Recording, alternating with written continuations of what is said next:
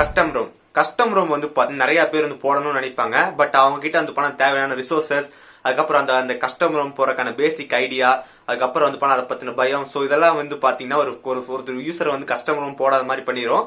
So custom ரோம்ன்றது வந்து பார்த்தா அந்த அளவுக்கு ரொம்ப ஒரு பெரிய வேலை கிடையாது. ரொம்ப டெக்னிக்கல் நாலேஜ் தெரிஞ்சா மட்டும் தான் கஸ்டம் ரோம் போடணும் அப்படின்னு அவசியம் கிடையாது. ஒரு பேசிக்கான யூஸரா இருந்தா கூட நம்மளால வந்து பார்த்தா கஸ்டம் ரோம் வந்து போட முடியும். பட் நம்ம என்னன்னு சொல்லி வந்து பாத்தீங்கன்னா, உங்க போன் வந்து நீங்க நீட்டான ஒரு கஸ்டம் ரோம் இன்ஸ்டால் பண்ணணும்னா நீங்க வந்து ஃபர்ஸ்ட் வந்து ஃபுல்லா வந்து பேசிக் வந்து தெரிஞ்சுக்கணும். இந்த பேசிக் வந்து இங்கிருந்து தெரிஞ்சுக்கலாம்னு சொல்லி வந்து பாத்தீங்கன்னா, நமக்கு யூடியூப்ல வந்து பார்த்து நிறைய வீடியோஸ் வந்து இருக்கு. ஸோ அதை பார்த்து நம்ம வந்து பாத்தீங்கன்னா பேசிக்ஸ் வந்து கத்துக்கலாம். பேசிக்ஸ் கத்துக்கிட்டா மட்டும் போதுமா, நம்ம எப்படி பழகிறது அப்படின்னு சொல்லி கேட்டீங்கன்னா, கண்டிப்பா நம்ம வந்து பாத்தீங்கன்னா நம்ம ஒரு போன் வந்து கண்டிப்பா ஒரு சாகடிச்சா மட்டும்தான் நம்ம வந்து ஒரு மற்ற போனுக்குள்ள கண்டிப்பா கஸ்டம் ரோம் வந்து போட முடியும். சோ நான் வந்து ஃபர்ஸ்ட் வந்து பாத்தீங்கன்னா கஸ்டம் ரோம் போட வந்து என்னோட கூல் பேட் போன்ல வந்து போட்டேன். அப்ப அதுதான் வந்து பாத்தீங்கன்னா பிரைமரி டிவைஸ். சோ அந்த டைம்ல கஸ்டம் ரோம் போட்டது ஃபர்ஸ்ட் டைம் ஃபெயிலியர்.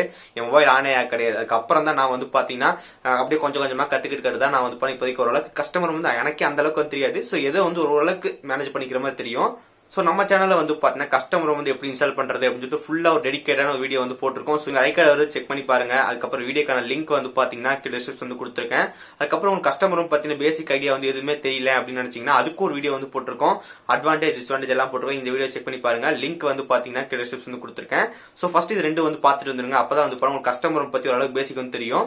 இந்த கஸ்டம் ரோம்ல வந்து ரொம்ப ஃபேமஸான டிவைஸ் எதுன்னு எல்லாரும் கண்டிப்பா சொல்றது ரெட்மி. சோ ரெட்மி டிவைஸ்க்கு வந்து பாத்தீங்கன்னா ஏகப்பட்ட கஸ்டம் ரோம் வந்து இருக்கு. சோ மத்த மொபைல் கம்பேர் பண்ணும்போது ரெட்மி கஸ்டம் ரோம்க்கு வந்து ஒரு சூப்பரான போன் அப்படின்னு சொல்லலாம். கஸ்டம் ரோம் வந்து இன்ஸ்டால் பண்ணணும்னா நம்ம ஃபர்ஸ்ட் வந்து பூட் லோடர் வந்து அன்லாக் பண்ணணும். இந்த பூட் லோடர் அன்லாக் பண்றதா வந்து கஸ்டம் ரோம் போறதுக்கான ஸ்டார்டிங் ஸ்டேஜ். சோ இந்த பூட் லோடர் அன்லாக் பண்ற ஸ்டெப் மெத்தட் எல்லா ரெட்மி போனுக்கு சேம் தான். சோ நீங்க இந்த இப்ப நான் வந்து ரெட்மி நோட் 9 ப்ரோ வந்து பூட் லோடர் வந்து அன்லாக் பண்ண போறேன். சோ இதே மாதிரி சேம் ப்ராசஸ் தான் வந்து எல்லா போனுக்கும். சோ நீங்க இதை ஃபாலோ பண்ணாலே போதும். நீங்க ஒரு எந்த ஒரு ரெட்மி போன் வச்சிருந்தாலும் ஈஸியா வந்து உங்க பூட் லோடர் வந்து அன்லாக் பண்ணிட்டு நீங்க வந்து கஸ்டம் ரோம் வந்து இன்ஸ்டால் பண்ணிக்கலாம். சோ இன்னைக்கு இந்த வீடியோல வந்து எப்படி வந்து பூட் லோடர் அன்லாக் பண்றது அப்படின்னு சொல்லி பார்க்கலாம். அதுக்கப்புறம் வரப்போற வீடியோல வந்து பாத்தீங்கன்னா எப்படி வந்து ஒரு கஸ்டம் ரெக்கவரி இன்ஸ்டால் பண்றது, அதுக்கப்புறம் வந்து பாத்தீங்கன்னா எப்படி வந்து ஒரு ஓஎஸ் வந்து இன்ஸ்டால் ஃபிளாஷ் பண்றது அப்படின்னு சொல்லிட்டு எனக்கு தெரிஞ்ச எல்லாமே சொல்றேன். சோ இந்த வீடியோ வந்து கொஞ்சம் ஃபுல்லா பாருங்க, உங்களுக்கு கண்டிப்பா யூஸ்ஃபுல்லா இருக்கும். சோ நீங்க வந்து பூட் லோடர் வந்து அன்லாக் பண்ண நினைச்சீங்கன்னா இந்த வீடியோ வந்து ஃபுல்லா பாருங்க. இந்த வீடியோ பார்த்து முடிச்சதுக்கு அப்புறம் இந்த வீடியோ யூஸ்ஃபுல்லா இருந்துச்சு நினைச்சீங்கன்னா மறக்காம ஒரு லைக் கொடுங்க. நம்ம சேனல் சப்ஸ்கிரைப் பண்ணினா கீழே இருக்க பட்டன் கிளிக் பண்ணி மறந்துடாம சப்ஸ்கிரைப் பண்ணிருங்க. பக்கத்துல இருக்க வேலை கிளிக் பண்ணா 3 ஆப்ஷன் காட்டும். உங்களை ஆல்னு செலக்ட் பண்ண நம்ம போற நோட்டிபிகேஷன் தரும். இப்போ இந்த வீடியோக்குள்ள போலாம். இந்த பூட் லோடர் அன்லாக் பண்றதுக்கு நமக்கு வந்து பாத்தீங்கன்னா ஒரு சில ஃபைல்ஸ் எல்லாம் தேவை. ஸோ ஃபர்ஸ்ட் ஆஃப் ஆல் நமக்கு என்ன வேணும்னு சொல்லி வந்து பாத்தீங்கன்னா மினிமம் ஒரு பிசி ஒரு லேப்டாப் வந்து கண்டிப்பா வேணும். உபுண்டு இருந்தா வந்து ஆகாது. ஸோ நீங்க ஒரு விண்டோஸ் பிசி வந்து வச்சுக்கோங்க, ஒரு பெட்டர். விண்டோஸ் பிசி வந்து போனா விண்டோஸ் 10 இருந்தா ரொம்ப ஈஸியா இருக்கும். ஒரு 7 or 8 வந்து ஓகே தான். பட் விண்டோஸ் 10 வந்து பாத்தீங்கன்னா ஒரு பெஸ்ட்னு சொல்லலாம். அதுக்கப்புறம் நமக்கு என்ன வேணும்னு சொல்லி வந்து பாத்தீங்கன்னா ADB செட்டப் வந்து தேவை. இந்த ADB செட்டப் எதுக்குன்னு சொல்லி வந்து பாத்தீங்கன்னா உங்க போன் வந்து போன பிசி கூட கனெக்ட் பண்றது கண்டுபிடிக்கிறதா வந்து பண்ண சாஃப்ட்வேர். சோ அது நமக்கு தேவை. அதுக்கப்புறம் வந்து பண்ண MI ஃபிளாஷ் அன்லாக்கர் அப்படின்னு சொல்லிட்டு சாஃப்ட்வேர் தேவை. ஸோ அந்த சாஃப்ட்வேர் மூலமா தான் நம்ம பூட் லோடர் வந்து அன்லாக் பண்ணும். ஒரு அபிஷியல் MIயோட சாஃப்ட்வேர் தான். ஸோ அந்த சாஃப்ட்வேர் வந்து தேவை. அப்புறம் உங்க போன்ல வந்து பாத்தீங்கன்னா ஒரு கண்டிப்பா ஒரு MI அக்கௌண்ட் வந்து சைன்இன் பண்ணிருக்கணும். அப்படி சைன்இன் பண்ணீங்கன்னா ஒரு அக்கௌண்ட் கிரியேட் பண்ணி சைன்இன் வந்து பண்ணிக்கங்க. அதுக்கப்புறம் உங்களுக்கு ஒரு USB கேபிள் தேவை. ஸோ உங்க போன் வந்து பாத்தீங்கன்னா உங்க பிசியோட கனெக்ட் பண்றதுக்கு இவ்வளவுதான் தேவை. உங்க போன்ல வந்து பாத்தீங்கன்னா MI வெர்ஷன் அதை வந்து கிளிக் பண்ணி ஆன் பண்ணிட்டு உங்களுக்கு டெவலப்பர் ஆப்ஷன் வந்துடும். ஸோ அந்த டெவலப்பர் ஆப்ஷன்ல வந்து பாத்தீங்கன்னா OEM அன்லாக்கிங், அதுக்கப்புறம் USB டிபிங் வந்து ஆன் பண்ணணும். ஸோ எல்லாமே எப்படி ஸ்டெப் வைஸ் அப்படின்னு சொல்லி நம்ம பார்க்கலாம். ஃபைல் உங்ககிட்ட இருந்துச்சுன்னா நீங்க வந்து பாத்தீங்கன்னா பூட் லோடர் வந்து அன்லாக் பண்ணலாம். ஓகே, இப்போ இந்த வீடியோக்குள்ள போயிட்டு எப்படி அன்லாக் பண்றது அப்படின்னு சொல்லி பார்க்கலாம். முதலே சொன்ன மாதிரி எல்லா சாஃப்ட்வேர்க்கான லிங்க் வந்து பார்த்தீங்கன்னா டிஸ்கிரிப்ஷன் வந்து கொடுத்துருக்கேன். ஸோ ஃபர்ஸ்ட் ஆஃப் ஆல் நீங்கள் வந்து பார்த்தீங்கன்னா நமக்கு சைன்இன் பண்ணுறதுக்கு முன்னாடி நீங்கள் வந்துட்டு நெட்வொர்க் கனெக்ஷன்லாம் கரெக்டாக இருக்குன்னு சொல்லி வந்து பார்த்துக்குங்க. நமக்கு இன்டர்நெட் கனெக்ஷன் தேவை. ஸோ ஃபஸ்ட்டு வந்து பார்த்தீங்கன்னா ADB சாஃப்ட்வேர் இன்ஸ்டால் பண்ணிடலாம். ADB செட்டப் இன்ஸ்டால் பண்ணும்போது நமக்கு வந்து பார்த்தீங்கன்னா ஒய் அப்படின்னு சொல்லி கேட்கும். ஸோ ஒய்னா வந்து பார்த்தீங்கன்னா எஸ். ஸோ ஜஸ்ட் எஸ் கொடுத்துருங்க. எஸ் முடித்ததுக்கப்புறம் நம்ம சின்ன ஒரு டேப் மாதிரி ஓப்பன் ஆகும். அங்கே நெக்ஸ்ட் கேட்பாங்க. ஜஸ்ட் நெக்ஸ்ட் வந்து கொடுத்துருங்க. ஸோ கரெக்டாக உங்களுக்கு அந்த க்ரீன் கலர் டிக் மார்க் விழுந்தா மட்டும் தான் கரெக்டாக இன்ஸ்டால் ஆயிருக்கு அப்படின்னு சொல்லி அர்த்தம். ஸோ அப்படி உங்களுக்கு வரலாம் வந்து பார்த்தா ஏதோ மிஸ்டேக் ஆயிருக்குன்னு சொல்லி அர்த்தம். ஸோ அது வந்து பார்த்தீங்கன்னா கரெக்டாக இன்ஸ்டால் ஆகலை. ஸோ அதனால் வந்து விண்டோஸ் 10 வந்து பார்த்தீங்கன்னா எந்த விதமான பிரச்சனை நான் வந்து பார்க்கறதில்ல. ஸோ நீங்கள் விண்டோஸ் 10 ட்ரை பண்ணுங்கள். ADB செட்டப் இந்த இன்ஸ்டால் பண்ணி முடிச்சதுக்கப்புறம் நமக்கு வந்து பார்த்தீங்கன்னா MI flash unlocker tool. So அதை வந்து பார்த்தீங்கன்னா நமக்கு ஒரு சாஃப்ட்வேர் கொடுத்துருப்போம். ஜஸ்ட் அது இன்ஸ்டால்லாம் பண்ண தேவையில்லை. எக்ஸ்ட்ராக்ட் மட்டும் பண்ணினாலே போதும். நமக்கு வந்து பார்த்தீங்கன்னா அந்த சாஃப்ட்வேரில் வந்துடும். ஸோ நமக்கு இந்த MI ஃபிளாஷ் அன்லாக்கருக்கு வந்து பார்த்தீங்கன்னா இன்டர்நெட் கனெக்ஷன் தேவை. ஸோ உங்கள் பிசி பார்த்தீங்கன்னா இன்டர்நெட் கனெக்ஷன் ஆன் பண்ணிடுங்க. இப்போ நம்ம ஜஸ்ட் வந்து பார்த்தீங்கன்னா MI ஃபிளாஷ் அன்லாக்கர் அந்த சாஃப்ட்வேர் வந்து ஓப்பன் பண்ணலாம். ஸோ நான் முதலே சொன்ன மாதிரி நீங்கள் உங்கள் ஃபோனில் வந்து பார்த்தீங்கன்னா ஒரு MI அக்கௌண்ட் சைன்இன் பண்ணி வச்சிருக்கணும். ஸோ அப்போ தான் நமக்கு வந்து கரெக்டாக ஒர்க் ஆகும். ஓகே, நமக்கு இப்போ வந்து பார்க்கலாம் MI அன்லாக் அப்படின்னு சொல்லி வந்துட்டு இருக்கு. ஒன்ஸ் வந்து லோட் பண்ணி முடிச்சதுக்கப்புறம் உங்களுக்கு வந்து பார்த்தீங்கன்னா எம்ஐ அக்கௌண்ட் சைன் பண்ண சொல்லுவாங்க. ஸோ உங்கள் ஃபோன் என்ன அக்கௌண்ட் கொடுத்தீங்களோ அந்த அக்கௌண்ட் வந்து சைன் பண்ணணும். இப்போ உங்கள் ஃபோன் வந்து போயிருங்க. உங்கள் ஃபோனில் வந்து பார்த்தீங்கன்னா செட்டிங்ஸ் போங்க. செட்டிங்ஸில் அபவுட் ஃபோன் இருக்கும். அபவுட் ஃபோன் கீழே வந்து பார்த்தீங்கன்னா எம்ஐ வெர்ஷன் அப்படின்னு சொல்லிட்டு இருக்கும். ஜஸ்ட் டேப் பண்ணிட்டே இருங்க. உங்களுக்கு வந்து பார்த்தீங்கன்னா டெவலப்பர் ப்ரிவியூவா அப்படின்னு சொல்லி கேட்கும். ஸோ நான் வந்து பார்த்தீங்கன்னா ஆல்ரெடி டெவலப்பர் ஆகிட்டேன். ஸோ நீங்கள் ஜஸ்ட் டேப் பண்ணிட்டே இருந்தீங்கன்னா உங்களுக்கு டெவலப்பர் ஆப்ஷன் வரும். ஸோ இது எங்கே இருக்குன்னு சொல்லி வந்து பார்த்தீங்கன்னா ஜஸ்ட் கீழே ஸ்க்ரால் பண்ணிட்டே இருந்தீங்கன்னா அடிஷனல் செட்டிங்ஸ் இருக்கும். அந்த அடிஷனல் செட்டிங்ஸில் கொஞ்சம் கீழே வந்து பார்த்தீங்கன்னா டெவலப்பர் ஆப்ஷன் அப்படின்னு சொல்லிட்டு வரும். ஜஸ்ட் டேப் பண்ணுங்கள். இங்கே நமக்கு வந்து பண்ண 2 ஆப்ஷன் ஆன் பண்ணணும். ஃபஸ்ட்டு வந்து பார்த்தீங்கன்னா OEMI அன்லாக்கிங் அப்படின்னு சொல்லிட்டு இருக்கும். ஸோ ஜஸ்ட் இது டிஃபால்ட் ஆஃபில் இருந்துச்சுன்னா ஜஸ்ட் ஆன் பண்ணுங்கள். உங்கள் ஃபோனோட பாஸ்வேர்டு வந்து கேட்பாங்க. உங்கள் ஃபோனோட பாஸ்வேர்டு வந்து போட்டுட்டு நீங்கள் வந்துட்டு இந்த OEMI அன்லாக்கிங் வந்து ஆன் பண்ணிடுங்க. OEMI அன்லாக்கிங் வந்து எனேபிள் கொடுத்துட்டோம். அதுக்கப்புறம் கொஞ்சம் கீழே வந்து போனால் USB டீபக்கிங் அப்படின்னு இருக்கும். ஸோ இது டிஃபால்ட் ஆஃபில் வச்சா ஜஸ்ட் டிஃபால்ட் ஆன் பண்ணிடுங்க. ஸோ இது நமக்கு வந்து பண்ண அக்செப்ட் கேட்பாங்க. அக்செப்ட் வந்து கொடுத்துருங்க. உங்கள் ஃபோனில் வந்து போனால் USB டீபக்கிங் ஆன் பண்ணணும். அதுக்கப்புறம் வந்து பார்த்தீங்கன்னா OEMI அன்லாக்கிங் ஸோ ரெண்டையும் வந்து ஆன் பண்ணிவிட்டு உங்கள் ஃபோனை வந்து போனால் சுவிட்ச் ஆஃப் வந்து பண்ணிடுங்க.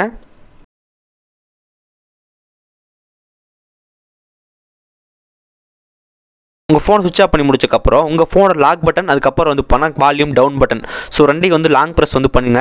ஜஸ்ட் ஒரு 5 செகண்ட்ஸ் மட்டும் அழுத்தி பிடிச்சினாலே போதும். உங்களுக்கு வந்து பார்த்தீங்கன்னா உங்கள் ஃபோன் வந்துட்டு ஃபாஸ்ட் பூட் மோட் அப்படின்னு சொல்லி வரும். இங்கே வந்து பார்க்கலாம் ஃபாஸ்ட் பூட் மோட் அப்படின்னு சொல்லி வரும். பூட் மோட் வந்ததுக்கப்புறம் உங்களோட கேபிள் வந்து பார்த்தீங்கன்னா உங்கள் பிசி வந்து கனெக்ட் பண்ணிடுங்க. இப்போ நம்ம வந்து பார்த்தீங்கன்னா உங்கள் ஃபோன் வந்து என்ன எம்ஐ அக்கௌண்ட் வந்து கனெக்ட் பண்ணியிருந்தீங்களோ ஸோ அந்த அக்கௌண்ட் சேம் அக்கௌண்ட் வந்து சைன்இன் பண்ணுங்கள்.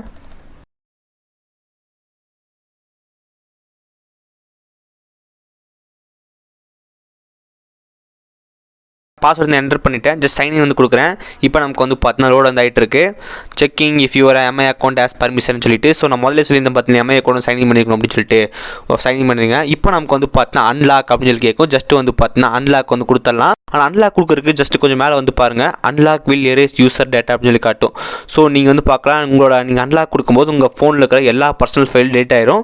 ஸோ ஃபோன் வந்து ஃபார்மேட் ஆகும். ஸோ அதனால் வந்து பார்த்தீங்கன்னா மறக்காம வந்துட்டு எடுத்து வச்சுக்கோங்க. ஃபஸ்ட்டில் இந்த மாதிரி வந்து போனால் பூட்லோடர் அன்லாக் பண்ணும்போது ஃபார்மேட்லாம் ஆகாது. பட் இப்போ வந்து பார்த்தீங்கன்னா ஃபார்மேட்லாம் ஆகுது. ஸோ அதனால் வந்து பார்த்தீங்கன்னா கரெக்டாக உங்கள் ஃபைல் எல்லாம் பேக்கப் வந்து எடுத்து வச்சுக்கோங்க. ஓகே ஜஸ்ட் வந்து பார்த்தீங்கன்னா அன்லாக் வந்து கொடுத்துடலாம். Unlock device is easy target for malware which may damage your device or case financial loss. So உங்கள் வந்து பார்த்தீங்கன்னா நீங்கள் பூட்டோட அன்லாக் பண்ணால் சேஃப்டி கிடையாது அப்படின்னு சொல்கிறாங்க. கண்டிப்பாக சேஃப்டி கிடையாது தான். ஸோ அதனால் வந்து பார்த்தீங்கன்னா உங்கள் கஸ்டமரும் போட போகிறீங்க. ஸோ அதனால் வந்து நம்ம அன்லாக் பண்ண போகிறோம். 35 40 50 50 60 70 85 89 100. ஓகே காய்ஸ் நமக்கு வந்து பார்த்தீங்கன்னா அன்லாக் சக்ஸஸ்ஃபுல்லி வந்துருச்சு. ஜஸ்ட் மேலே வந்து பார்த்தீங்கன்னா ரீபூட் ஃபோன் அப்படின்னு சொல்லி கொடுத்தோன்னா நமக்கு வந்து ஃபோன் வந்து ரீபூட் ஆகும். ஸோ அதுக்கு முன்னாடி வந்து பார்த்தீங்கன்னா ஒரு சில பேருக்கு வந்து பார்த்தீங்கன்னா 40 30 வந்து அப்படி ஜஸ்ட் ஃபெயில்டு வந்து ஆயிரும். ஸோ ஃபெயில் ஆனதுக்கப்புறம் உங்களுக்கு ஒரு சின்ன நோட்டிஃபிகேஷன் வரும். ஸோ நீங்கள் ஒரு நெக்ஸ்ட் ஒரு 1 வீக் கழிச்சு ட்ரை பண்ணுங்கள், இல்லை ஒரு 2 நாள் கழிச்சு ட்ரை பண்ணுங்கள், ஒரு 5 நாள் கழிச்சு ட்ரை பண்ணுங்கள் அப்படி சொல்லுவாங்க.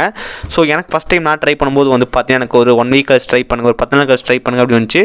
ஸோ அதுக்கப்புறம் தான் இப்போ நான் 10 நாள் கழிச்சு இப்போ நான் ட்ரை பண்ணுறேன். ஸோ உங்களுக்கு வந்து அதே மாதிரி டைம் வந்து கிடச்சா நீங்கள் ஒரு 10 days வெயிட் பண்ணிவிட்டு அதுக்கப்புறம் ட்ரை பண்ணால் கண்டிப்பாக உங்களுக்கு வந்து கிடைக்கும். ஸோ அந்த ரீபூட் ஃபோன் வந்து பண்ண ஆப்ஷன் வந்து கொடுக்க தேவையில்லை. அதுவே பார்த்தீங்கன்னா ஆட்டோமேட்டிக்காக உங்கள் ஃபோன் வந்து ரீபூட் வந்து ஆயிரும். உங்களுக்கு இப்போ ஃபோன் வந்து பார்த்தீங்கன்னா ஃபாஸ்ட் பூட் மோட்லேருந்து ஆட்டோமேட்டிக்காக உள்ள ஓட் ஆயிடுச்சு. நமக்கு மேலே வந்து பண்ண ஒரு பூட்டு சிம்பிள் கூட வெளியே வந்துருச்சு. இங்கே வந்து பார்க்கலாம் நமக்கு வந்து பூட்லோட வந்து அன்லாக் வந்து ஆயிடுச்சு. ஸோ அதுக்கான சிம்பிள் தான் வந்து பார்த்தீங்கன்னா இந்த மேலே வந்து லாக் வந்து எடுத்துருச்சு. இப்போ நமக்கு வந்து பாருங்கள் 1.2 அப்படின்னு சொல்லிட்டு இப்போ நம்ம ஃபோன் வந்து ஃபார்மெட் வந்து ஆகிட்டு இருக்கு.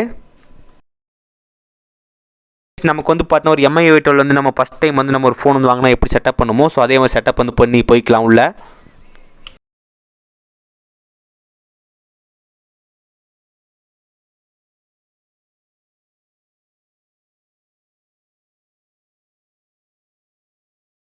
நமக்கு வந்து பார்த்தீங்கன்னா ஃபோன் ஃபுல்லாக வந்துட்டு உள்ள லோட் ஆயிடுச்சு. ஜஸ்ட் நான் வந்து பார்த்தீங்கன்னா பூட்லோட வந்து அன்லாக் ஆயிருக்கா அப்படின்னு செக் பண்ணிடலாம். அது எப்படி செக் பண்ணுறதுன்னு சொல்லி பார்த்தீங்கன்னா செட்டிங்ஸ் போங்க.